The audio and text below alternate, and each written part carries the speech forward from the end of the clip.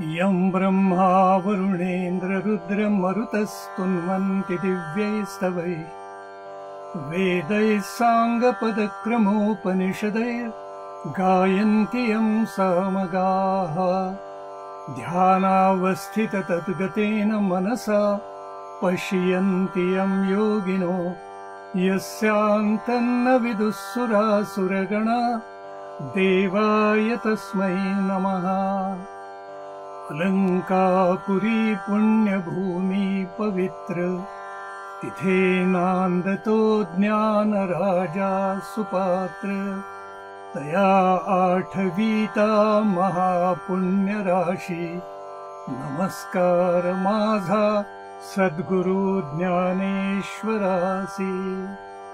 पुंडलीक वरदा हरी विठ्ठल श्री ज्ञानदेव तुकाराम पंढरीनाथ महाराज की जय आदिनाथ महाराज की जय जय जय रघुवीर समर्थ। भक्तजन हो नमस्कार। भारताची भूमी ही संतांची भूमी आहे।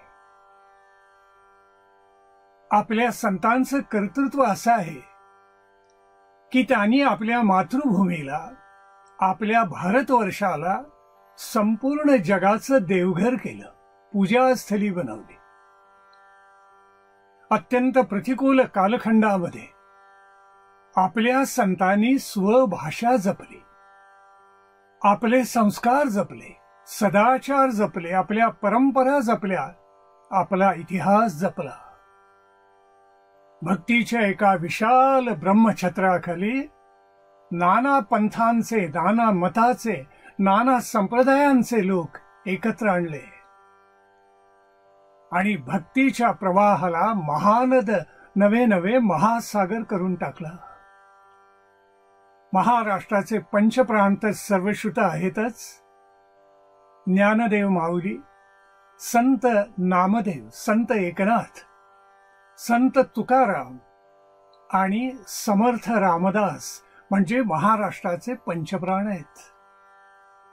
पण त्यातही समर्थांचं धर्मकारण आणि राष्ट्रकारण यांची सांगड घालण्याची जी वृत्ती, त्यांच्या जीवनाची दिशा, नवे नवे त्यांचे जीवन सूत्र, याच्यामुळे त्यांचं एक वेगळेपण दिसतं।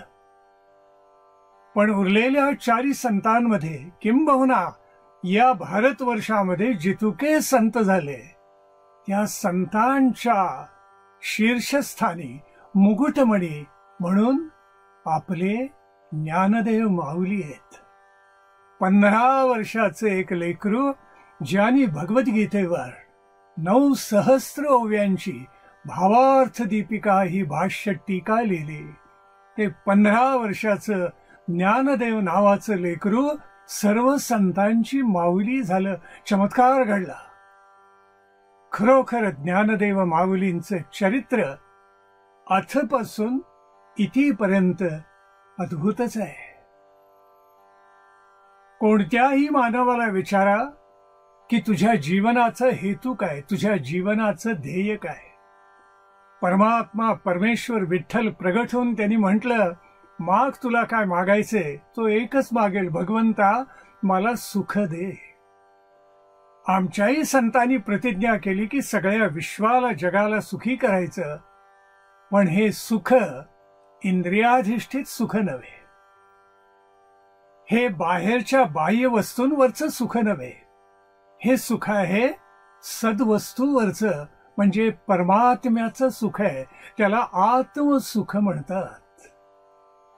माऊलींनी कौतुक असं केलं की सद्गुरूची कृपा झाल्यानंतर अवघाची संसार सुखाचा करीन, आनंदे भरीन तिन्ही लोक, अशी अलौकिक प्रतिज्ञा केली आणि ती आपल्या कर्तृत्वानं, पारमार्थिक सामर्थ्यानं, ज्ञानोत्तर भक्तीनं संपन्नही करून दाखवली। ज्ञानदेव माऊली म्हणजे महाराष्ट्र संस्कृतीचा साक्षात आत्मा आहे। त्यांची ज्ञानोत्तर भक्ती, त्यांचा रसकल्लोळ, त्यांचं क्रांतदर्शित्व, त्यांची दूरदृष्टी त्यांची सामाजिक आणि राष्ट्रीय नीतिमत्ता सगळंच अलौकिक आहे. सगळ्या संतांना वैष्णव म्हटलं जातं, पण मुक्ताबाईने ज्ञानदेव माऊलींचं जे वर्णन केले ते इतकं समर्पक आहे म्हणून सांगू. मुक्ताई म्हणते, माझा दादा कसा आहे म्हणून सांगू. माझा दादा म्हणजे मोठा वैष्णव आहे. संत सगळेच वैष्णव, पण त्या वैष्णवांमधला मोठा वैष्णव कोण, तर माझा दादा ज्ञानोबा आहे. ज्ञानदेव माऊलींनी कौतुक असं करून टाकलं की महाराष्ट्र पालटून गेला, महाराष्ट्राची संस्कृती बदलून गेली. महाराष्ट्र पारमार्थिक वैभवाला कळसाला जाऊन पोचला, असं लोकोत्तर काहीतरी ज्ञानदेव माऊलींनी करून दाखवलं. ज्ञानदेव माऊलींचं भाग्य असं की एकीकडून नाथ परंपरा आणि दुसरीकडून वारकरी संप्रदायाची भक्ती परंपरा याचा अलौकिक संगम माऊलींनी आपल्या चरित्रामध्ये केला. खरं तर या भावंडांमध्ये निवृत्तीनाथ, ज्ञानदेव, सोपान आणि मुक्ता अशी नाव आहेत. पण आज ज्ञानदेवानं ओळखलं जातं ते ज्ञानेश्वर म्हणूनच ओळखलं जातं. कारण त्यांनी जी ग्रंथरचना केली, गीतेवर जे भाष्य लिहिलं, तो ग्रंथ ज्ञानेश्वरी म्हणून सर्वश्रुत झालाय, सर्वज्ञात झालेला आहे. आणि म्हणून ज्ञानदेव न म्हणता ज्ञानेश्वरच म्हटलं जातं. स्वतः माऊलींनी मात्र अभंगगाथेत असो, अनुभवामृतामध्ये असो, सांगदेव 65 मध्ये असो किंवा भावार्थ दीपिकेमध्ये म्हणजे ज्ञानेश्वरीमध्ये असो, सगळीकडे आपल्या नावाचा उल्लेख ज्ञानदेव असा केलेला आहे. निवृत्तीनाथांचं भाग्य असं की गहिनीनाथांची कृपा त्यांना लाभली आणि तीच कृपा त्याने आपला पट्टशिष्य ज्ञानदेवांमध्ये संक्रमित केली. म्हणजे एकीकडे ज्ञानदेवांना संस्कार आहे तो नाथ संप्रदायाचा आहे. ही परंपराच मोठी भव्य आहे. आदिनाथ गुरु सकळ सिद्धांचा मच्छिंद्र तयाचा मुख्य शिष्य. मच्छिंद्राने बोध गोरक्षासी केला, गोरक्ष बोळला गहिनी प्रती. गहिनी प्रसादे निवृत्ती दातार, ज्ञानदेवा सार चोजविले. अशी ही अतिशय भव्य दिव्य आणि समृद्ध परंपरा आहे. म्हणजे मूळ कुठे नाथ संप्रदायाचं, तर तो आदिनाथ म्हणजे शिवशंकर. त्याचा पट्टशिष्य कोण, तर मत्स्येंद्रनाथ. मत्स्येंद्रनाथांचा शिष्य कोण, तर गोरक्षनाथ. गोरक्षनाथांचा शिष्य कोण, तर गहिनीनाथ. गहिनीनाथांचा शिष्य कोण, तर निवृत्तीनाथ.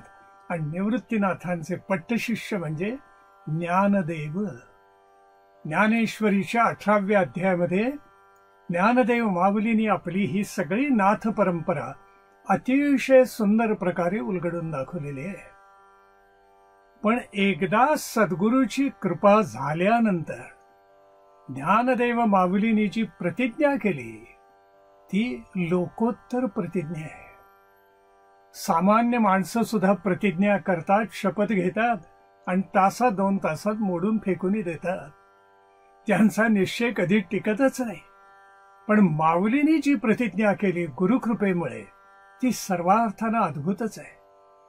माऊली म्हणते की ज्या वेळेला गीतेवरचं भाष्य मी लिहायला घेतलं ते मी लिहिलेलं नाहीच आहे, ते निवृत्तीनाथांनी माझा हात धरून माझ्याकडून लिहून घेतलेलं आहे. परिसाचची गुरुनाथे निमित्त करूनी माते. माते म्हणजे मला बरं का. परिसाचची गुरुनाथे, गुरुनाथ माझा कोण, तर निवृत्तीनाथ. परिसाचची गुरुनाथे निमित्त करूनी माते, प्रबंध व्याजे जगाते रक्षिले जाणा. हा जो भावार्थ दीपिका किंवा ज्ञानेश्वरी स्वरूप जो प्रबंध माझ्या गुरुनी माझ्याकडून लिहून घेतला तो एवढ्यासाठी आहे की यातून जगाचं कल्याण व्हावं, जगाचं रक्षण व्हावं, जगातला धर्म, जगातली नीतिमत्ता, जगातला सदाचार सगळं उत्तम प्रकारे पुढे पिढ्यानपिढ्या युगांतरी जन्मांतरी चालू राहावं. म्हणून हा प्रबंध माझ्या सद्गुरूंनी म्हणजे निवृत्तीनाथांनी माझ्याकडून करून घेतला. काय सुंदर सांगतात. किंबहुना पुढे जाऊन माऊलींनी म्हटलेलं आहे, म्हणून माझे नीच नव्हे, श्वासोच्छ्वासही प्रबंध होवावे. श्री गुरुकृपा कायनो हे ज्ञानदेवो म्हणे. भगवंताच्या निश्वसितातून वेदांची निर्मिती झाली. मग माझ्यावर गुरूंची कृपा झाल्यावर माझ्या निश्वसितातून जगाच्या रक्षणाचा प्रबंध का बरं निर्माण होऊ नये. आहा, काय ज्ञानोबांची प्रतिज्ञा आहे बघा विलक्षण, की त्यांच्या कृपेनं माझे श्वास उच्छ्वास सुद्धा प्रबंध व्हावेत आणि त्यांनी जगाचं रक्षण करावं. एकदा गुरुकृपा झाली की मग मी काय करेन, म्हणजे माझ्या जीवनाचा, माझ्या चरित्राचा हेतू कोणता असेल ते ज्ञानदेव माऊली तुम्हा मला उलगडून सांगते. माऊली म्हणते, तैसा वाग विलास विस्तारू, तैसा वाग विलास विस्तारू, गीतार्थेसी विश्वभरू, आनंदाचे आवारू, मांडू जगा. आहा, काय माऊलींनी म्हटले बघा, तैसा वाग विलास विस्तारू. हा वाणीचा विलास, वाणीचा विस्तार म्हणजे परावाणीचा आहे. परमात्म्याची, परमेश्वराची कृपा झाल्यानंतर माऊली म्हणते त्याप्रमाणे आपली वाणी दुभते आणि विश्व कल्याणासाठी प्रगट होते. त्या वाणीचा विस्तार करू, गीतार्थेसी विश्वभरू. गीतेच्या अर्थानं, गीतेच्या संदेशानं, भगवान श्रीकृष्णाच्या उपदेशानं सगळं जग किंबहुना त्रिभुवन दुमदुमून टाकू. गीतार्थेसी विश्वभरू, आनंदाचे आवारू, मांडू जगा. आनंदाच्या आवारालाच असा त्याचा विस्तार करू की सगळ्या जगामध्ये आनंदी आनंद दाटून जाईल. आनंदाचे आवारू, मांडू जगा. केवढी भव्य दिव्य ही माऊलींची प्रतिज्ञा आहे की परतत्व सामान्य भक्त्याच्या डोळ्याला सुद्धा दिसावं, नवे मी ते दाखवेन अशी प्रतिज्ञा करून ज्ञानदेव माऊली गीताभाष्य लिहायला बसलेली आहे. मग मी काय करेन, एकदा सद्गुरूची कृपा झाली की मी काय करेन, तेणे कारणे मी बोलेन. सद्गुरूची कृपा झाल्यावर मला बोलायचा अधिकार प्राप्त होईल. तेणे कारणे मी बोलीन, बोली अरूपाचे रूप दावीन. माझ्या बोलण्यामध्ये अरूपाचं रूप दाखवेन. अरूप, डोळ्यांना जे दिसतच नाही ते रूप मी दाखवीन असं ज्ञानोबा म्हणतायत. कसं दिसेल हो, ते या प्राकृत चक्षुनी दिसत नाही, ते ज्ञान चक्षुनी दिसतं. म्हणून मी बोली अरूपाचे रूप दावीन, म्हणजे ज्ञानचक्षुना अरूपाचे म्हणजे परब्रह्माचं रूप सुद्धा तुम्हाला दाखवेन. आणि अतींद्रिय परी भोगवीन, इंद्रिया करवी. जो विषय इंद्रियाच्या पलीकडे आहे तो इंद्रियाच्या माध्यमातून तुम्हाला अनुभवाला येऊन देईन, अशी लोकोत्तर प्रतिज्ञा ही ज्ञानदेव माऊलींनी केलेली आहे. सगळ्या संतांचं तत्वज्ञान, सगळ्या संतांचा भक्तिमार्ग हा वेद, वेदांत म्हणजे उपनिषद आणि गीता आणि भागवत याच्यावर अधिष्ठित आहे. माऊलींनी जे सांगितलं तेच नाथांनी सांगितलं, जे नाथांनी सांगितलं तेच तुकोबान समर्थ यांनी सांगितलेलं आहे. म्हणून तर गीतेवरचं भाष्य हे ज्ञानदेव माऊलींनी लिहिलं आणि भागवताच्या 11 स्कंधावरचं भाष्य एकनाथी भागवत हे संत एकनाथाने लिहिलं. आणि या दोन्हीला पुष्टी देण्यासाठी तुकाराम महाराजांनी सांगितलं, गीता भागवत करीती श्रवण, अखंड चिंतन विठोबाचे. अशा संतांच्या चरणाची सेवा पांडुरंगा मला दे. गीता भागवत दोन्ही ग्रंथ प्रमाण आहेत, तेव्हा यांच्या माध्यमातून जनसामान्यांना मोक्षाचा प्रवास आम्ही सुलभ करू अशी प्रतिज्ञा संत करतात. आणि त्याचा पाया जर कोणी घातला असेल तर तो ज्ञानदेव माऊलींनी घातलेला आहे. ज्ञानदेव माऊली म्हणते, पै अहितापासून काढती. हित देवोनी वाढविती.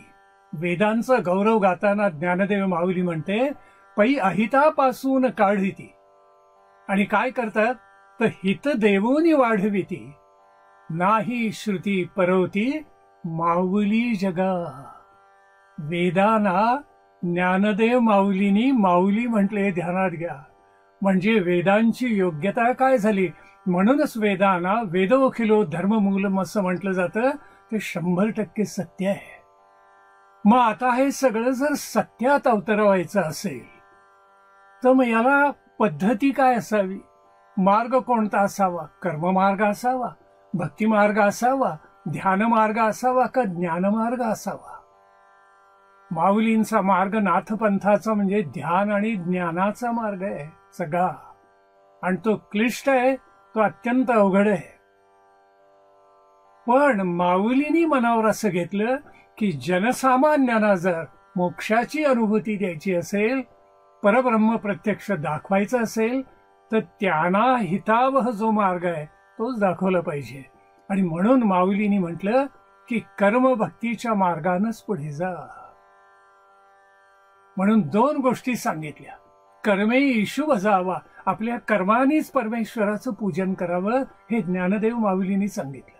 आणि दुसरं, तरी झडझडोनी वहिला अनेक ये भक्तीची वाटेल अग. माझं जे निर्गुण अव्यंग स्वरूप आहे त्याचं दर्शन अर्जुना तुला घ्यायचं असेल तरी झडझडोनी वहिला अनेक आणि भक्तीची वाटेल अग हेच सांगितलेलं आहे. म्हणून देखे मनुष्य जात सकळ स्वभावतः भजनशीळ. अंतःकरणच भजनशील असतं प्रत्येक मानवाचं. म्हणून भक्तीच्या मार्गाने उद्धार करायचा. प्रतिज्ञा काय, गीतार्थ जो आहे तो सगळ्या विश्वात भरून आनंदाने त्रिभुवन दुमदुमून टाकायची. मग या हेतूसाठी मार्ग कोणता, तो भक्ती मार्ग. म्हणून माऊलींची प्रतिज्ञा अशी आहे की अवघाची संसार सुखाचा करीन आनंदे भरीन तिन्ही लोक. असं जर करायचं असेल तर काय करीन, तुम्हा मला आमचा प्रपंच संसार सुखाचा धड करता येत नाही. सुख असतात, दुःख असतात, अनुकूल असतं, प्रतिकूल असतं, चांगलं असतं, वाईट असतं. आणि मनुष्य काताळून जातो खरोखर अगदी की कसं होणार आहे. आणि माऊलींची तर प्रतिज्ञा अशी आहे की अवघाची संसार सुखाचा करीन आनंदे भरीन तिन्ही लोक. एक लोक नव्हे, स्वर्ग पृथ्वी पाताळ या सुखानं भरून टाकेन. त्याच्यासाठी काय करायला पाहिजे हे भक्तजनांना ज्ञानदेव माऊली सांगते. ज्ञानदेव माऊली म्हणते, जाईन गे माये तया पंढरपुरा भेटेन माहेरा आपुलिया. सर्व सुकृताचे फळ मी लाईन क्षेम मी देईन पांडुरंगी. आहा, काय सुंदर सांगितलेलं आहे. म्हणून झडझडून निघा, पंढरीकडे धावा, त्या पांडुरंगाचं दर्शन करा आणि कृतार्थ धन्य होऊन जा. पण हे करत असताना ज्ञानदेव माऊलींनी भक्तीचा इतका सुंदर विस्तार केलेला आहे की तो खरोखर समजावून घेण्यासारखा आहे. ध्यान मार्ग अवघड का आपल्याला मुद्दाम सांगतो. मुंबईमध्ये माझा एक विद्यार्थी आहे आणि एके दिवशी तो मला म्हणाला की मी शीर्षासन केलं की आई माझे पाय धरते. मी म्हटलं, हा, तू आईचे पाय धरायचे का आईनं तुझे पाय धरायचे. तो म्हणाला, आई माझे पाय धरते आणि मला म्हणते, बाळा हे आसन करू नको शीर्षासन. इकडे पडलास तर टीव्ही आहे, तिकडे पडलास तर नवीन आणलेली क्रोकरी, एक काहीतरी कार्ट्या नक्की फोडशील. मी त्याला म्हटलं, अरे योगासनं कमी का आहेत. 1000 पेक्षा अधिक योगासन आहे. स्वस्तिकासन आहे, पद्मासन आहे, बद्ध पद्मासन आहे, ताडासन आहे, नागासन आहे, मयुरासन आहे, धनुरासन आहे, गोरक्षासन आहे. किती म्हणून सांगावी. पश्चिमोत्तानासन आहे, त्यातलं एखादं तू का करत नाहीस. तेव्हा तो हसला आणि मला म्हणाला, आपल्याला काय सांगू, आमच्याकडे मुंबईत जेवढी जागा उपलब्ध आहे त्याच्यामध्ये करण्यासारखं एवढे एकच आसन आहे, शीर्षासन. अनेकांची इच्छा असते ध्यान मार्गाने जावं, पण माऊलींनी सांगितल्याप्रमाणे एखादं शांत शंकराचं मंदिर, जवळून वाहणारा निर्झराचा निर्मल जलाचा प्रवाह, परिसरामध्ये असलेले सुंदर पक्षी, राजहंस हे कुठून आणायचे? अशी जागा सापडणं सुद्धा अवघड. म्हणून ध्यान आणि ज्ञान मार्गाच्या तुलनेमध्ये कर्म आणि भक्ती मार्ग हे सुलभ आहेत आणि सोपे आहेत, हे आपणही ध्यानात घेतलं पाहिजे. ज्ञान मार्गात तर काय, जगन मिथ्या मानूनच पुढे चालावं लागतं ना. म्हणजे मिथ्या या अर्थाने की ते अंतिम सत्य नाही, ते खोटं आहे, ते सारखं परिवर्तन होणार आहे, विनाश पावणार आहे. आणि म्हणून ज्ञानमार्ग सुद्धा समजावून घ्यायला आणि प्रत्यक्ष व्यवहारात उतरवायला अत्यंत कठीण आहे. म्हणून माऊलींनी कौतुक असं केलं की माऊलींनी भक्ती मार्गाचा महासागर केला. पंढरीची वारी इतकी समृद्ध करून टाकली म्हणून सांगू की विचारू नका.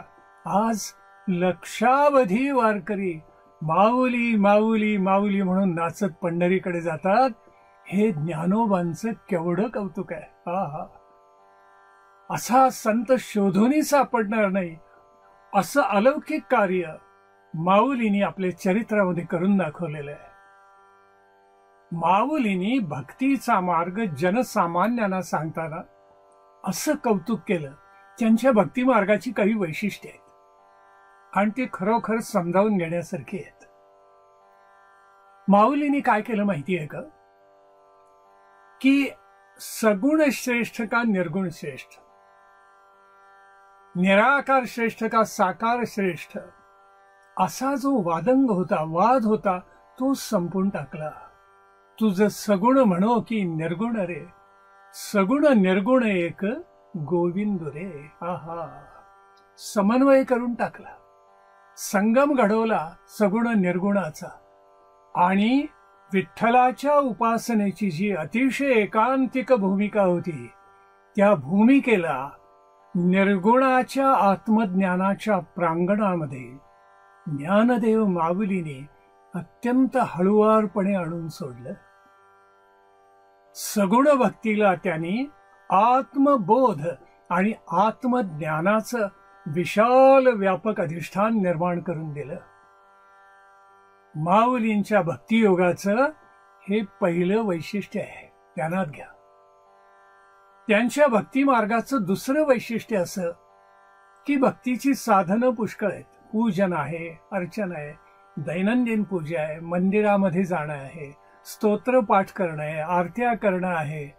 पण ही सगळी श्रेष्ठ भक्तीची साधनं आहेत. श्रेष्ठ भक्ती कशामध्ये? या चराचरामध्ये ईश तत्वाला बघणं ही खरी भक्ती आहे. माऊली म्हणते, जे जे भेटे भूत ते ते मानिजे भगवंत, हाची भक्ती योगो निश्चित जाण माझा. प्रत्येक प्राणी मात्रामध्ये ईश्वराचं दर्शन घेणं हा खरा भक्ती मार्ग, ही खरी भक्ती आहे. विद्या विनय संपन्ने ब्राह्मणे गविहस्तिनी शुनीचैव श्वपाकेच पंडिता समदर्शिनः. गीतेनं 5व्या अध्यायामध्ये सांगितलेलं आहे ना, भगवान श्रीकृष्णांचं वचन या एका ओवीमध्ये ज्ञानदेव माऊलीने अतिशय सुलभपणे मांडलेलं आहे. म्हणून माऊली म्हणते की असा चराचरामध्ये परमेश्वर पाहायला आपण शिकलं पाहिजे. सर्वं विष्णुमयम जगत ही वेदांचीच प्रतिज्ञा आहे आणि तीच प्रतिज्ञा अत्यंत सुलभ अशा शब्दामध्ये आमच्या तुकोबांनी वाढली. तुकोबाराय म्हणतात, विष्णुमय जग. काय सुंदर, सर्वं विष्णुमयम जगतचं जणू काही अनुवाद केलं, भावानुवाद अत्यंत सोपा. विष्णुमय जग वैष्णवांचा धर्म, भेदाभेद भ्रम अमंगळ. समर्थ म्हणाले, नारायण असे विश्वी त्याची पूजा करीत जावी. शब्द वेगळे, सगळ्या संतांचा भावार्थ एकाच. म्हणून माऊलींनी सांगितलं की सगळी साधनं तर कराच, पण शेवटी विश्वामध्ये चराचरामध्ये सगळीकडे परमेश्वराचं दर्शन घेणं ही खरी भक्ती, तो खरा भक्तियोग. माऊलींच्या भक्तियोगाचं हे दुसरं वैशिष्ट्य आहे. तिसरी गोष्ट अशी, म्हणजे तिसरं वैशिष्ट्य असं आहे माऊलींच्या भक्तियोगाचं, की त्या कालखंडामध्ये मतामतांचा इतका गलबला झालेला होता की लोकांना कळतच नव्हतं की कोणता मार्ग अनुसरावा. हेंद्री शेंद्री दैवत आलेली होती. कुणी म्हणायचे बोकड मारा, कुणी म्हणायचे कोंबड मारा. पहिल्यांदा माऊलीने या हेंद्री शेंद्री दैवतांपासून सगळा प्रवाह जो आपला वळवला महाराष्ट्राचा, तो विठ्ठलाच्या चरणाशी वळवला. अरे, दैवत हे सात्विकच पाहिजे, भक्ती ही सात्विकच असते. पांडुरंग हा सत्वगुणाचा परोत्कर्ष, नवे नवे निसरे गुण्य भवार्जन म्हटलेला आहे ना, तसा त्रिगुणाच्या अतीत किंवा सत्वगुणाचा परोत्कर्ष म्हणा, असा समचरणी पांडुरंग उभा, त्याच्या चरणी शरण जा. तेव्हा अशी जी तामसी ग्रामदैवत होती त्यांना मोडून काढून ज्ञानदेव माऊलीने सगळा प्रवाह जो वळवला भक्तीचा, तो पांडुरंगाच्या चरणी वळवला, श्री विठ्ठलाच्या चरणी वळवला. हे माऊलींचं मोठं कौतुक आहे. कधी त्यांची पावलं शाळेकडे वळलेली नाहीत. असा जो मोठा समाजाचा विभाग, त्याला ज्याला अक्षराचाही परिचय नाही, अशा अज्ञानी समाजाला माऊलीने हळुवारपणे पांडुरंगाच्या सेवेमध्ये रत करून टाकलं. केवढं कौतुक केलेलं आहे. बरं, चौथं वैशिष्ट्य असं की माऊलींच्या भक्ती मार्गाचं, माऊलींनी भक्तीला सामाजिक नीती केली. नीती, मती, भक्ती आणि शक्ती हे मानवी जीवनाचे 4 स्तंभ आहेत, लक्षात ठेवा. माऊलींनी समाजाला शिकवलं की अरे, ध्यानामध्ये घ्या की आपली केलेली उपासना केवळ आपल्या आत्मोन्नतीसाठी नसते, आपल्या बरोबरच समाज उन्नत व्हावा, सामाजिक नीतिमत्ता वाढावी, राष्ट्र बलवान व्हावं आणि सगळ्यांना सतपथ सन्मार्ग दिसावा, यासाठीच ही भक्ती आहे, यासाठीच ही उपासना आहे. केवळ व्यक्तिगत ध्येय धरून काम करू नका. तुम्हाला सामाजिक नीतिमत्तेचं सुद्धा आपल्या बरोबर उन्नयन करायचंच आहे. हा संदेश एवढा मोठा होता की त्यामुळे समाजातली भांडणं मिटून गेली. अन्यथा प्रत्येकच संप्रदाय, प्रत्येकच मत, प्रत्येकच पंथ माझंच खरं म्हणून धरून बसलेला होता माऊलींच्या कालखंडामध्ये. एक उदाहरण मुद्दाम आपल्याला सांगतो की शैव वैष्णव झगडा तर फार प्रचंड होता. किती मोठा म्हणून सांगू आपल्याला की शैव वैष्णव जर चर्चेला, आध्यात्मिक चर्चेला बसले, एकमेकाचं तोंड बघत नसत.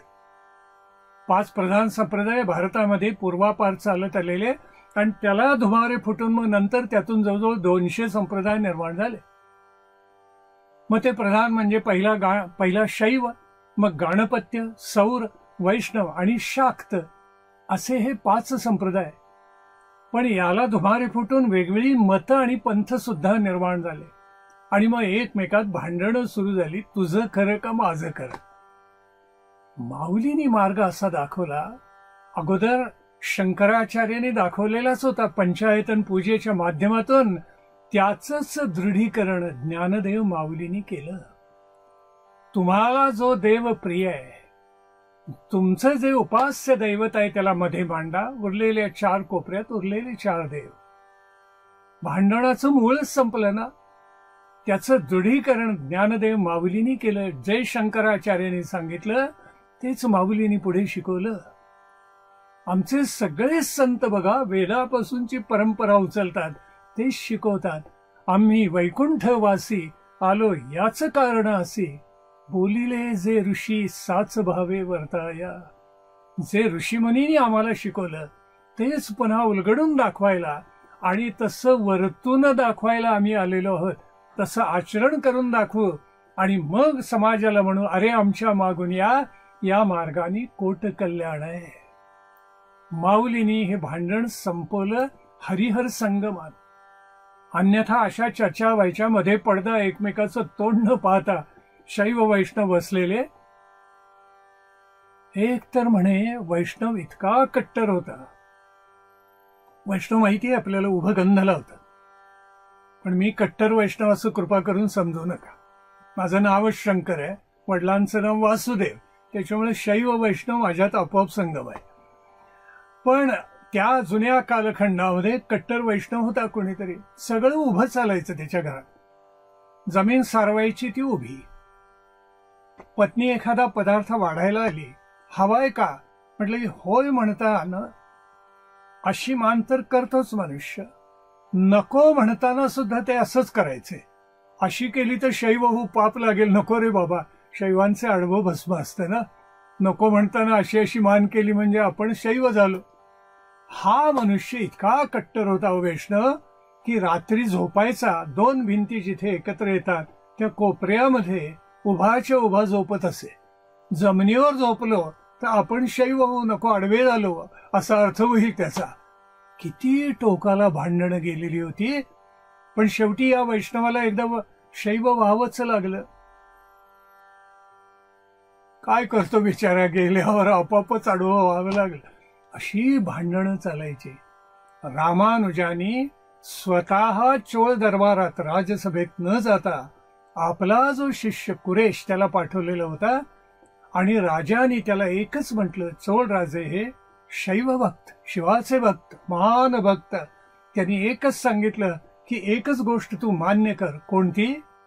शिवात परतरम नास्ती, शिवापेक्षा मोठं दुसरं काही नाही, मान्य कर. त्यावेळेला या कुरेशाने काय म्हणावं, त्याने शिवशब्दावर श्लेष केला. धान्य मोजायचं जे साधन पूर्वी मापा असायची आपल्याकडे, त्यातल्या एकाला शिव म्हणतात. ते लहान माप आहे. तेव्हा शिवापेक्षा द्रोण सुद्धा मोठा असतो. द्रोण हे त्यापेक्षा मोठं माप, धान्य मोजायचं. तेव्हा कुरेश त्या राजाला म्हणाला, शिवापेक्षा द्रोणी मोठा. राजाला हा काय दुष्टपणानं बोलतोय ते कळलं. संतापलेल्या त्या चोळ राजानं कुरेशाचे डोळे काढले. अशी ही भांडणं टोकाला पोचलेली होती. तेव्हा हरिहराचा संगमच विठ्ठलामध्ये आहे, म्हणून भेद किती एका वेलांटीचा, तुकोबाई म्हणाले. तेव्हा हरिहर संगम असलेल्या विठ्ठलाकडे वळा असं ज्ञानोबांनी सगळ्या समाजाला शिकवलं. आणि हा महासागर विठ्ठलाच्या चरणी शरण गेला. समर्थांनी म्हटलेलं आहे ना, विठोने शिरी वाहिला देवराणा. विठ्ठलाच्या मस्तकावर टोपीसारखं जे दिसतंय ना, ती शिवलिंग आहे बरं का. म्हणूनच समर्थांनी त्याला देवराण, देवराणा म्हणजे शंकर, विठ्ठल म्हणजे विष्णू किंवा कृष्ण, त्याच्या मस्तकावर कोण आहे तर शिव आहे. म्हणून हरिहर संगम विठ्ठलामध्ये हे ज्ञानोबांनी दाखवून दिलं. तीच परंपरा पुढच्या संतांनी चालवली. माऊलींच्या भक्तियुगाचं आणखीन एक 5वं वैशिष्ट्य आपल्याला मुद्दाम सांगतो. माऊलींनी वैदिक परंपरा स्वीकारली, पण हे करत असताना कर्मनिष्ठेला आत्यंतिक टोकाच्या जे कर्मकांडाचं स्वरूप आलेलं होतं ते त्यांनी सौम्य केलं. कर्मेषु भजावा हे त्यांनी फार सुंदर शिकवलं. आपल्या कर्मातूनच ईश्वराचं पूजन करा. आपल्या कर्मातूनच त्या ईश्वराचं पूजन केल्यानंतर सिद्धिं विंदन्ति मानवः असं गीतेनं सांगितलेलं आहे ना. स्वे स्वे कर्मणी अभिरतः संसिद्धिं लभते नरः. खरंच आहे, तया सर्वात्मका ईश्वरा स्वकर्म कुसुमांची वीरा पूजा केली होय अपारा तोषा लागे. अरे वेगळं पूजन पाहिजे कशाला? तुमचं कर्मच इतकं उत्कट करा, ईश्वराला साक्षी ठेवून इतकं सात्विक करा की परमेश्वराचं पूजन त्यातून होईलच. दैनंदिन पूजा अर्चा, स्तोत्र, आरत्या, पाठांतर, उपासना हवंच, पण तेवढं म्हणजे भक्तीचं स्वरूप नव्हे. भक्ती त्याच्याही आणखीन पुढे आहे. आणि म्हणून वेदाचं अधिष्ठान देताना कर्मकांडाचा अतिरेक माऊलीने टाळला, पण कर्मनिष्ठा टाळली नाही हे ध्यानामध्ये घ्या. काही संप्रदायातले मतातले लोक म्हणतात की आम्ही कर्मकांडच मानत नाही. अरे समाजाला काय शिकवत आहे? कर्मनिष्ठेशिवाय, कर्मकांडाशिवाय कोणती उपासना भक्ती कधी सफल होणंच शक्य नाही. ती करायलाच पाहिजे. अगदी विज्ञानामध्ये सुद्धा कर्मकांड आहेच. संगणक काय आपोआप सुरू होत नाही. पहिलं सगळं कर्मकांड करावंच लागतं. त्या फाईल्स ओपन कराव्याच लागतात. त्या कर्मकांडाशिवाय त्या नाही आपोआप दिसत आपल्याला. पहिलं कर्मकांड निष्ठा, अनुशासन, शिस्त या सगळ्यासाठी आवश्यक आहे. आणि माऊलीने सांगितले ते करा, पण त्याचा अतिरेक करू नका. मग काय करा, वैदिक परंपरेला हे करत असताना त्या कालखंडामध्ये समाजातला जो उपेक्षित वर्ग होता त्या सगळ्यांना माऊलींनी पोटाशी धरलं. स्त्रिया आणि पतित समाजातून जणू काही वेगळा वर्ग झाल्यासारखे झालेले होते, त्यांना पोटाशी धरलं माऊलीने. आणि गीतेमध्ये भगवंतांनी राजविद्या राजगुह्य योगामध्ये जसं आश्वासन दिलेलं आहे की अडाणी अज्ञानी मनुष्य असो, अविद्येनं परिपूर्ण असो, स्त्रिया असोत, शूद्र असोत, पण त्यांच्या मनामध्ये ही उत्कट भक्ती जागली तर तो सदाचारी सर्वश्रेष्ठ भक्त सुद्धा होऊ शकतो. तोच मार्ग माऊलींनी करून दाखवला आणि सांगितलं यांना उन्नतीचा रस्ता दाखवणं समाजाचं, संतांचं, साधूंचं कर्तव्यच आहे. मग हे करण्यासाठी काय करावं, म्हणून त्यांनी भक्ती मार्गाचं, भक्तियोगाचं 6वं वैशिष्ट्य सांगितलं. माऊलींनी कीर्तन भक्तीचा उदंड महिमा गायला. वारकरी संप्रदायाची कीर्तनं सोनूमामा करत असत. अहो काय हजारोंचा समुदाय असा डोलत बसत असे. धोंडा महाराजांची कीर्तनं, सोनूमामांची कीर्तनं, ह्या कीर्तनाचं सामर्थ्य असं आहे. तरी कीर्तनाचे आणि नटनाचे, नटनाचे म्हणजे उत्कर्षानं बरं का, नाशिले व्यवसाय प्रायश्चित्तांचे. प्रायश्चित्त द्यायला काही शिल्लकच राहिले, सगळीच पुण्यवंत झाली कीर्तनामुळे. असं अद्भुत घडून गेलं. काय यतंतश्च दृढव्रताः सततम कीर्तयंतो माम यतंतश्च दृढव्रताः. त्याच्यावर भाष्य लिहिताना गीतेवरच्या श्लोकावर माऊलींनी हा पट इतका सुंदर उलगडलाय की माझ्या नामानं भगवंत सांगतायत सगळे जग ढवळून काढतात आणि दुमदुमून टाकतात माझे भक्त. या नामस्मरणानं सगळ्यांना कृतार्थ धन्य करतात. पहाटे विण पाहावीत. काय कौतुक आहे. माऊलींची शब्दकला अशी आहे की अंगावर रोमांच उभे राहतात. पहाटे विण पाहावीत, अमृते विण जेववीत, आणि योगे विण दावीत कैवल्य डोळा. ज्या कैवल्याची आत्मानुभूती यावी लागते ती ज्ञानचक्षुना प्रतिज्ञापूर्वक ज्ञानदेव माऊली तुम्हा आम्हाला दाखवायला बसलेली आहे. या आपल्या भाग्याला कोणतीही सीमारेषा नाही. किती कौतुक आहे कीर्तनाचे नि नटनाचे. मग काय केलं, कृष्ण विष्णू हरी गोविंद या नावाचे निखळ प्रबंध माझी आत्मचर्चा विशद उदंड गाती. अहो असा ध्वज भक्तीचा उंच उभारून धरला की माऊलींच्या भक्तिमार्गाचं 7वं वैशिष्ट्य म्हणजे माऊलींनी भक्तिमार्गाला 5वा पुरुषार्थ केलाय. हिंदू धर्मामध्ये धर्म, अर्थ, काम आणि मोक्ष असे चतुर्विध पुरुषार्थ आहेत. माऊलींनी कौतुक असं केलं की ज्ञानोत्तर भक्तीला 5म पुरुषार्थ केला. 4 पुरुषार्था शरी भक्ती जैसी. हा काय कौतुक हो.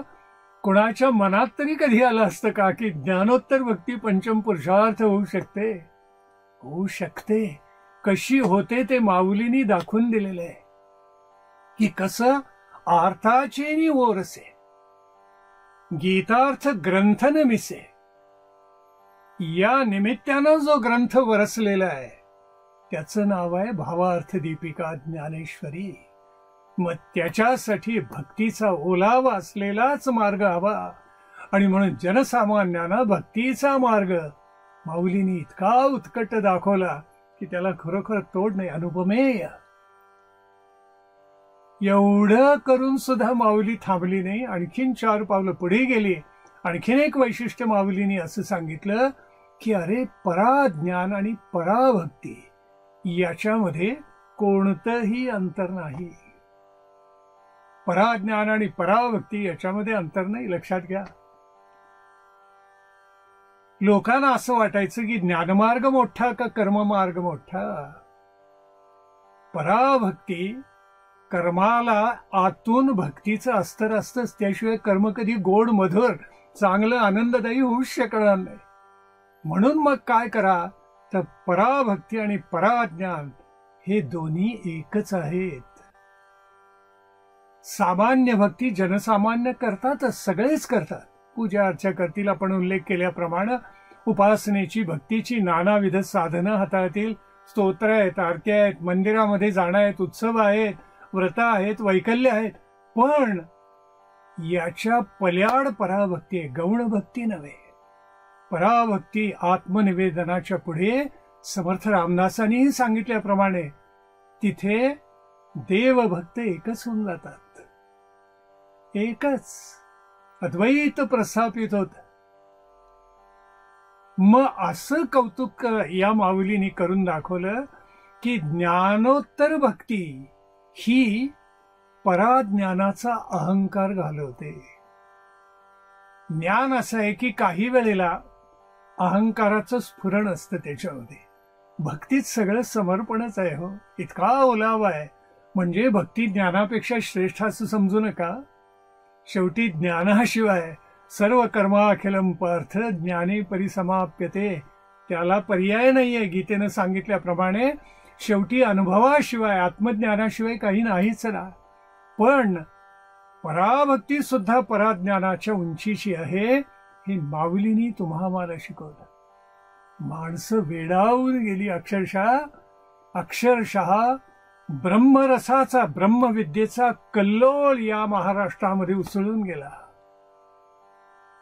ये मराठीचे नगरी ब्रह्मविद्येचा सुकाळू करी.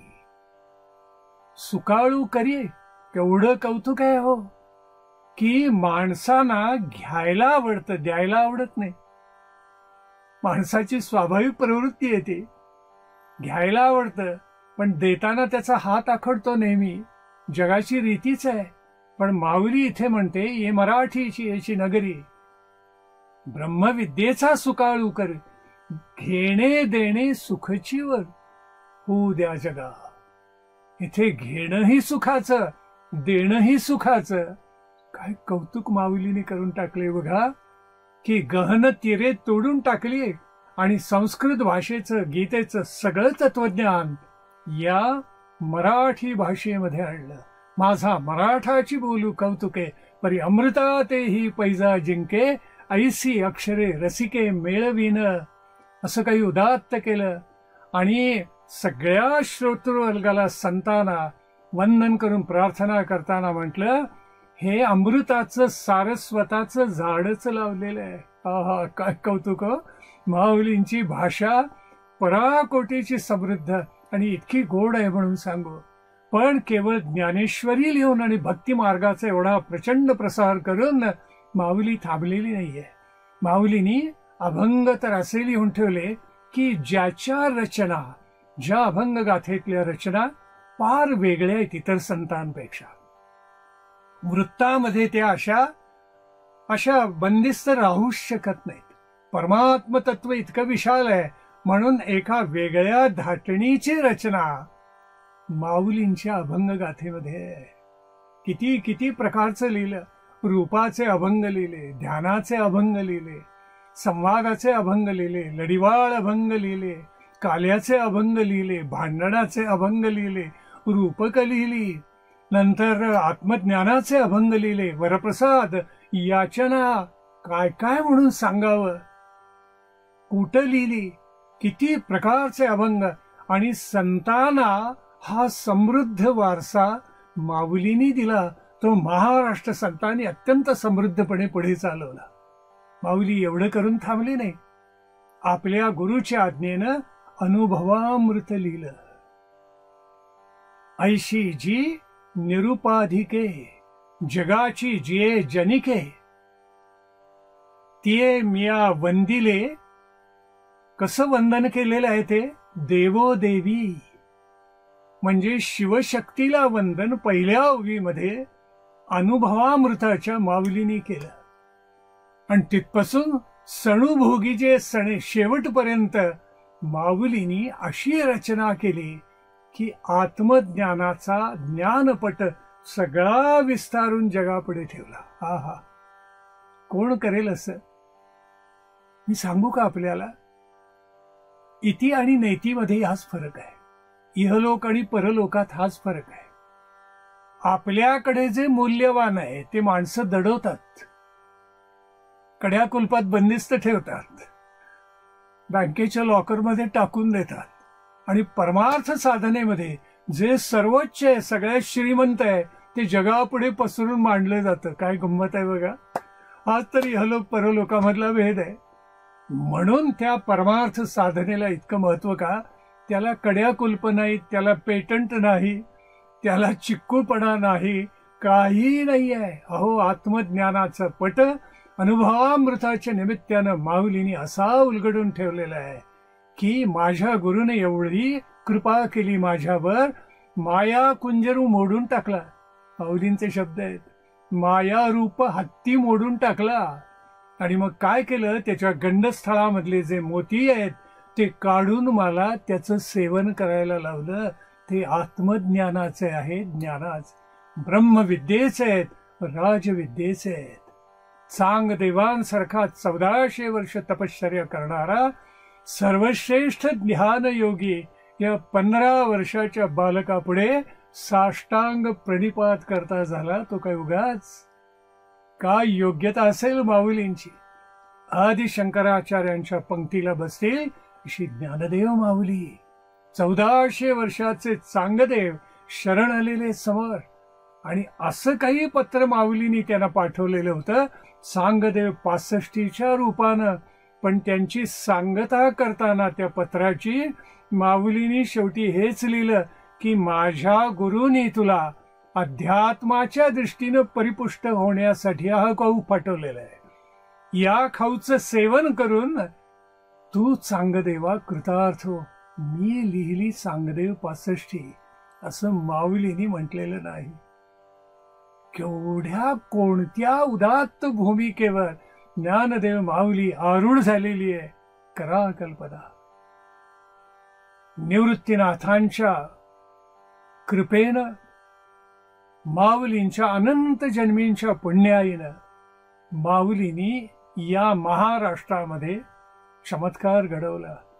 बहुकल्पांनी बहुपुण्य केले, मग या विठ्ठले कृपा केली, निवृत्तीनाथांसारखा सद्गुरू आम्हाला प्राप्त झाला असं ज्ञानदेव माऊलींनी म्हटलेलं आहे. एक कल्प म्हणजे 8 अब्ज 64 कोटी वर्ष. खरा विचार आपल्या मनाशी. असं बहुकल्प आम्ही तप केलं असं ज्ञानदेव म्हणतात. मग तुम्ही आम्ही किती तप करायचं हो सद्गुरू प्राप्त व्हावा, आत्मबोध व्हावा म्हणून. ही जन्मांतरीची तपश्चर्या आहे. ज्याला हा मार्ग कळला तो कृतार्थ आणि धन्यच झाला म्हणून समजा. पण तो सुलभ करून अत्यंत सोप्या पद्धतीनं ज्ञानदेव माऊलींनी तुमच्या आमच्या पुढे मांडला. आणि मग भक्ती करताना माऊलींनी सांगितलं एक सहज स्थिती तुम्हा मला प्राप्त होते, त्यालाच भक्ती म्हणतात. ही सहज स्थिती. भक्ती कधी कृत्रिम नाही, भक्ती कोणाला दाखवण्यासाठी नाही. भक्ती मंदिरामध्ये जाऊन लोकांचं लक्ष आपल्याकडे जाऊ म्हणून पुटपुटणारी नाही. भक्ती ही सहज स्थिती आहे. आणि भक्ती ही ज्ञानाच्या बरोबर कशी आहे हे दाखवताना माऊलींनी जगाला सांगितलं, ज्ञानी येते स्वसंविती. ज्ञानी लोक याला काय म्हणतात? स्वसंविती. म्हणजे स्वसंवेद्य आत्म्याचं ते आत्मज्ञान, स्वसंविती. ज्ञानी येते स्वसंविती. शैव म्हणती शक्ती. त्यालाच शैव संप्रदाय काय म्हणतो? शक्ती. आम्ही परमभक्ती आपुली म्हणो. यालाच आम्ही परमभक्ती म्हणजे पराभक्ती असं म्हणतो. जी पराभक्ती नारदांनी आपल्या भक्तिसूत्रात शिकवली आणि कर्म ज्ञान ध्यान याच्यापेक्षा श्रेष्ठ म्हणून सांगितली, ती सामान्य गौण भक्ती नव्हे, ती पराभक्ती आहे. ती माऊलींनी सगळ्या संपूर्ण समाजाला शिकवलं. आणि म्हणून वैष्णव धर्माचं मंदिर उभं करताना ज्ञानदेवे रचिला पाया असं जे म्हटले बहिणा बहिणी, हे सर्वार्थानं सत्यच आहे. कौतुक असं केलं की वेदाची परंपरा, या वेदाच्या परंपरेचं माऊलींनी पुनरुज्जीवन केलं. समाजाला नीतिमत्तेची एक चौकट मानदंड निर्माण करून दिला. भक्ती ही सामाजिक नीती, रीती, मती सगळं काही आहे हे समाजाला शिकवलं. राष्ट्राच्या प्रबळतेचा संदेश दिला. अरे जयाचे ऐहिक धड नाही, तयाचे परत्र पुससी काही, म्हणून समाजाला गदगदा हलवून माऊलींनी सावधान केले, दक्ष केलेले आहे. माऊलींनी याच्या पुढे जाऊन मी म्हटलं त्याप्रमाणे भक्तीचा महानद, महासागर निर्माण केला. आणि शेवटी वेदापासून संत वाङ्मयापर्यंत एक अक्षुण्ण धागा उपासनेचा, भक्तीचा कसा असतो हे माऊलींनी गीतेवरचं भाष्य लिहून संपूर्ण समाजाला दाखवून दिलं. माऊली ज्या वेळेला भावार्थ दीपिकेची सांगता करते त्यावेळेला सांगते की चंद्र तेथे चंद्रिका, शंभू तेथे अंबिका, आणि संत तेथे विवेका असणे की जे. संतांचं लक्षण कोणतं तर विवेकयुक्त वर्तन. म्हणून समर्थांनी म्हटलं की करी वृत्ती जो संत तो संत जाणा. काय सुंदर संत शिकवतात आणि सांगतात. मोठं विलक्षण घडलं या महाराष्ट्रामध्ये. आणि माऊलींनी जे पसायदान लिहिलं ते अद्भुतच. उद्या एकच विश्वगीत जर लोकांनी गायचं ठरलं तर याच्या पलीकडे दुसरं कोणतं असेल तर मग सर्वेपि सुखिनः सन्तु सर्वे सन्तु निरामयाः. पण इतकी समृद्ध अशी आपल्या तत्वज्ञानाची परंपरा जणू काही मथून काढून ज्ञानदेव माऊलीने अभूतपूर्व असं पसायदान लिहिलं. माऊलींच्या अवताराचं प्रयोजनाची सांगता झाली. अशा वेळेला कृतार्थ आणि धन्य झालेला मानव मग देहाची खोळ ठेवत नाही. पण माऊलींनी कौतुक असं केलं की निवृत्तीनाथांच्याकडे, आपल्या सद्गुरूकडे ते गेले. सद्गुरूचे पाय धरले आणि ते म्हणतात, दादा आपल्या कृपेनं हा वाग्यज्ञ संपन्न झाला. समाजाला जेवढं शिकवायचं होतं तेवढं शिकवून झालं. आपण माझ्याकडून प्रबंध लिहून घेतला. भावार्थ दीपिका, अनुभवामृतासारखे ग्रंथ संपन्न झाले. आता माझ्या जीवनाची इतिश्री झाली. माझ्या जीवनाचा हेतू संपन्न झाला. दादा आता मला अनुमती द्या, मी आता संजीवन समाधी घेणार. हे शब्द ऐकले मात्र मस्तकावर वीज कोसळावी तसं निवृत्तीनाथानं झालं. शिष्य मागतो समाधी, पुत्र मरे बापाधी, अशी अवस्था निवृत्तीनाथांची झाली. नवे नवे महाराष्ट्रावरच पर्वत कोसळला, डोंगर कोसळला. आणि जशी आग झपाट्यानं पसरत जावी तशी संपूर्ण महाराष्ट्रामध्ये ही वार्ता पसरली. अरे योगियांची विभूती चालली. ज्ञानियांचा राजा निघाला, ज्ञानियांचा राजा गुरु महाराव, म्हणती ज्ञानदेव तुम्हा ऐसे. तुकोबांनी जी भावना व्यक्त केली ती सर्वार्थानं खरीच आहे. मज पामरासी काय थोरपण, पायीची वहाण पायी बरी. अशीच अवस्था, अशीच भावना सगळ्या संतांच्या मनात होती. योग्यता केवढी त्या माऊलींची. महाराष्ट्रामध्ये ज्ञानदेवांच्या गावगाड्यातले जे संत होते ते सगळे धावलेत आळंदीकडे, अलंकापुरीकडे.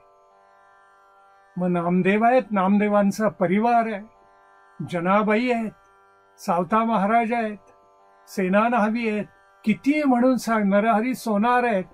प्रत्येक त्या गावगाड्यामध्ये प्रत्येक जाती पंथाचे कोणी ना कोणीतरी आहेतच आहेत. ही सगळी मंडळी अलंकापुरीमध्ये आली. कार्तिक मास चालू होता आणि कार्तिक मास माऊलींना प्रिय. आणि कार्तिकाला जोडून येणारा मार्गशीर्ष मास हा भगवान श्रीकृष्णांना प्रिय, त्या पायरीला आपलं पाऊल लावायचं नाही म्हणून माऊलीने 1 मास अगोदरच आणि कार्तिक महिन्यामध्येच संजीवन समाधी घेतली. केवढं विलक्षण आहे, काय संतांचा विचार.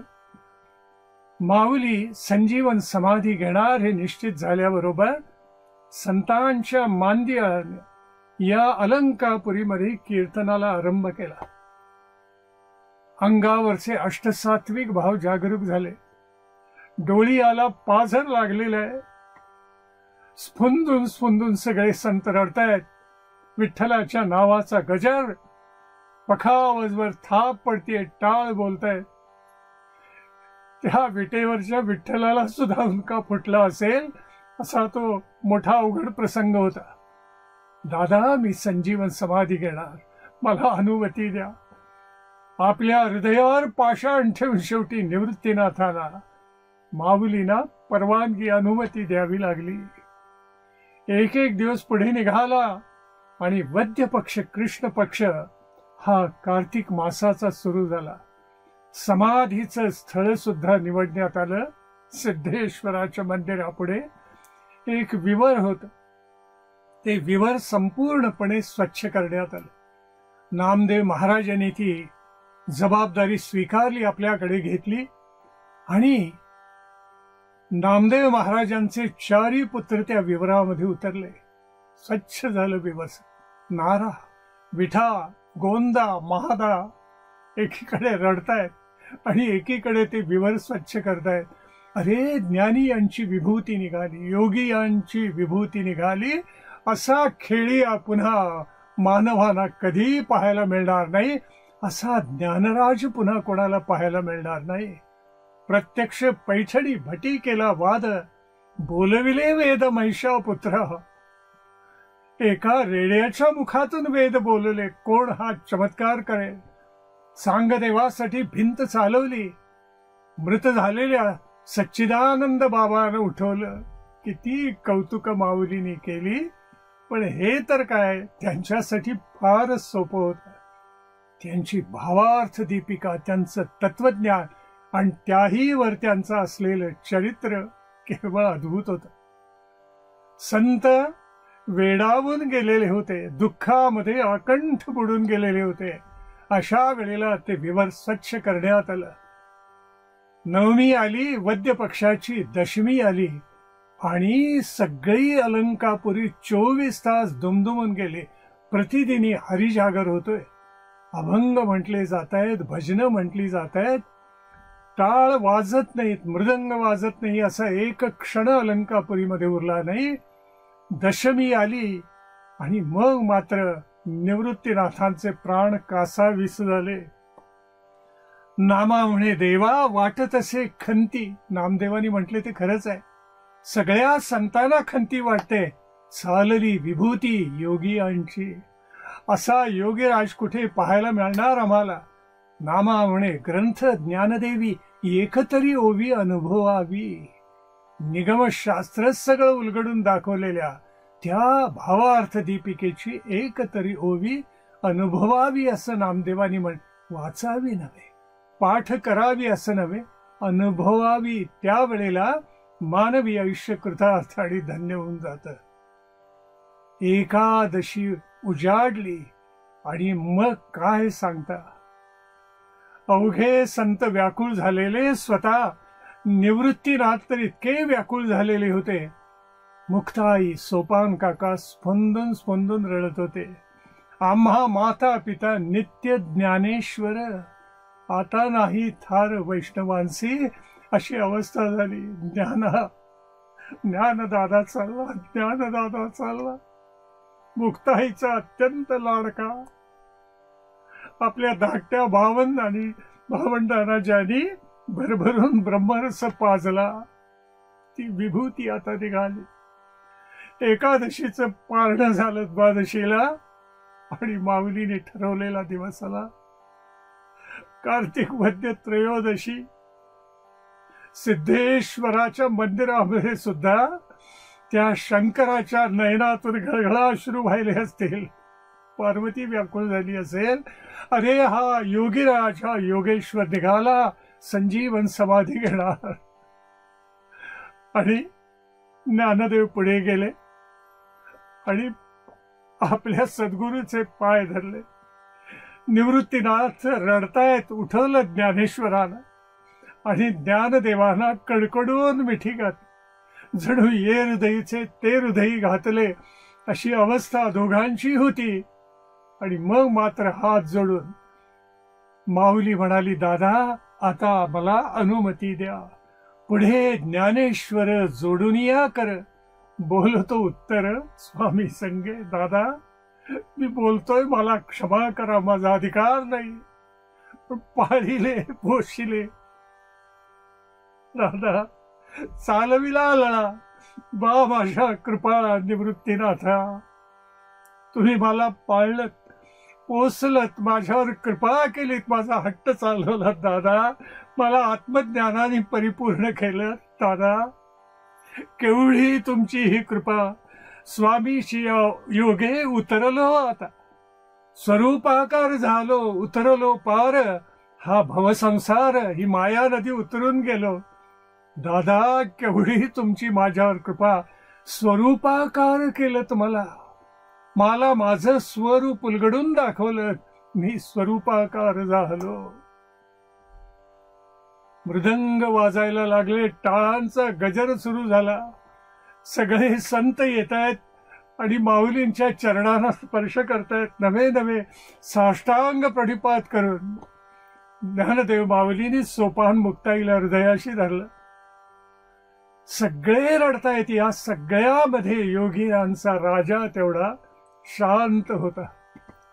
निवृत्तीनाथाने हात धरला आणि माऊलींना त्या विवराकडे चालवलं. खाली सगळं विवर स्वच्छ झालेलं, स्वच्छ धूत वस्त्र खाली घातलेलं, त्याच्यावर दर्भ पसरलेले होते, फुलं पसरलेली होती सगळीकडे, समया प्रज्वलित झालेल्या होत्या. भावार्थ दीपिका उत्तम वस्त्रामध्ये गुंडाळून समोर पुढे ठेवलेली होती. निवृत्तीनाथाने हात धरला माऊलींचा, बाकी कोणी नाही. सद्गुरू आणि सच्चिष्य दोघेच त्या विवरामध्ये उतरले आणि ज्ञानदेवानी आपल्या सद्गुरूला साष्टांग प्रणिपात केला.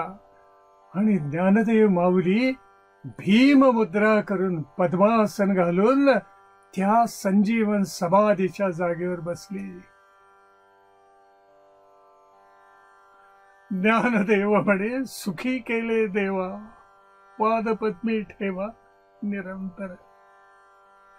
जगाने माऊलीला काय दिलं आणि माऊलीने जगाला काय दिलं याचा विचार केला तरी मन थक्क होऊन जातं. ज्ञानदेव म्हणे, सुखी केले देवा. हे आत्मसुख की ज्याची तुलना कशाशी होऊ शकणार नाही. आणि भीममुद्रा करून अर्धोन्मिलित नेत्र झाले आणि संजीवन समाधी त्या ज्ञानी यांच्या राजाची लागली. निवृत्तीनाथांचं सगळं शरीर थरथर कापत होतं. पाय जणू पाषाणाचे, लोखंडाचे झालेले होते. अत्यंत जडपणे ते वर आले आणि शिळा त्या विवरावर लावून घेतली आणि तिथेच कोसळले. निवृत्तीनाथ नामा म्हणे, देवा पेटला हुताशन, करा समाधान निवृत्तीचे. हुताशन पेटलाय, अग्नी पेटलाय. पांडुरंगा, निवृत्तीनाथांच्या पाठीवरून हात फिरवा, त्यांना शांत करा. या जगामध्ये अनंत संत आले, भारतामध्ये आले, पण माऊलींसारखी माऊलीच, ज्ञानदेवांसारखे ज्ञानदेवच, या समहाच दुसरं कोणी मागे नव्हतं, आज नाही आणि पुढेही होणार नाही. अथपासून इथपर्यंत माऊलींचं अवघ अद्भुत आहे. हा मानवतेचा मेघ जगावर कृपावंत होऊन ज्ञानोत्तर भक्तीनं बरसलेला आहे, वर्षलेला आहे. त्याच्या कृपेला, त्याच्या दयाळूपणाला सीमा नाही आहे. आज 2 डिसेंबर म्हणजे कार्तिक वद्य त्रयोदशी. आजच ज्ञानेश्वर माऊलींनी ही संजीवन समाधी घेतली. ना कोणी ऐकलेलं ना कोणी पाहिलेलं असं काही विलक्षण या महाराष्ट्रामध्ये घडलं.